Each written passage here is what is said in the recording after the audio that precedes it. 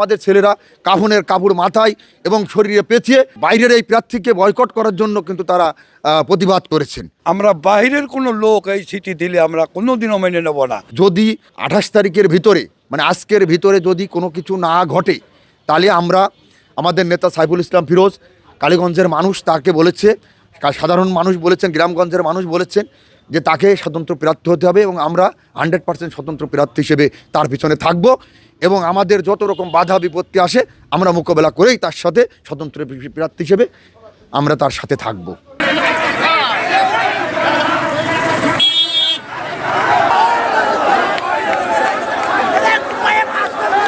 একেবারে বইমুখ করে কোথা থেকে কোন ক্যান্ডিডেট কোথা থেকে কীভাবে আসলো আমরা দেখলাম।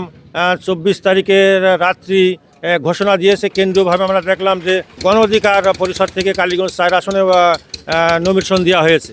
আমরা খুব মনে কষ্ট পাইছি, কালীগঞ্জবাসী মনে খুব কষ্ট পেয়েছে। এক্সট্রিম মশার কয়েল প্ল্যান্ট ফাইবার দিয়ে তৈরি, তাই সহজে ভাঙে না, সুগন্ধিযুক্ত ও নিরবিচ্ছিন্নভাবে জ্বলে। ডেঙ্গু, চিকুনগুনিয়া বাহি সহ যে কোনো মশার বিরুদ্ধে দেয় এক্সট্রিম সুরক্ষা। আমাদের ভাষায় বলার কিছু নেই যে এটা কি হচ্ছে, এটা আমরা দল করছি না আমরা ভাষায় আমরা বাতাসে, কালীগঞ্জের জনগণ বাতাসে ভেসে বেড়াচ্ছে।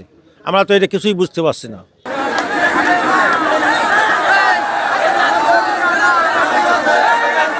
48 বছর বিএনপি করি আমরা। এর আগে আমাদের এই সিটির থেকে 4 বার বিএনপির এমপি আমরা নির্বাচিত করেছি। আমরা কোনোদিনই এরকম সমস্যার সম্মুখীন হয়নি। এর আগে আমাদের যশোরের তরিকুল সাহেব ছিল, আমাদেরকে নিয়ে উনি কোনোদিন এই হেড়া গ্যাঞ্জাম করতে দেয়নি, আমাদের সুষ্ঠুভাবে উনি পরিচালনা করতেন।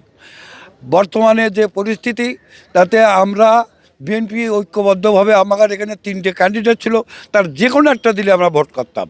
আমরা বাইরের কোনো লোক এই সিটি দিলে আমরা কোনোদিনও মেনে নেব না। আমরা জীবন মরণ সমস্যা দিয়ে আমরা সাইফুল ইসলাম ফিরোজকে ভালোবেসে ফেলেছি। সে আমাদের দুর্দিনী ছিল আমাদের সঙ্গে, আমরা তার সঙ্গে আছি। আমাদের জীবন থাকা পর্যন্ত কোনো লোক আমরা এখানে ভোট করতে দেবো না। আমরা ফিরোজকেই পাস করাবো ইনশাল্লাহ ভোট দিয়ে।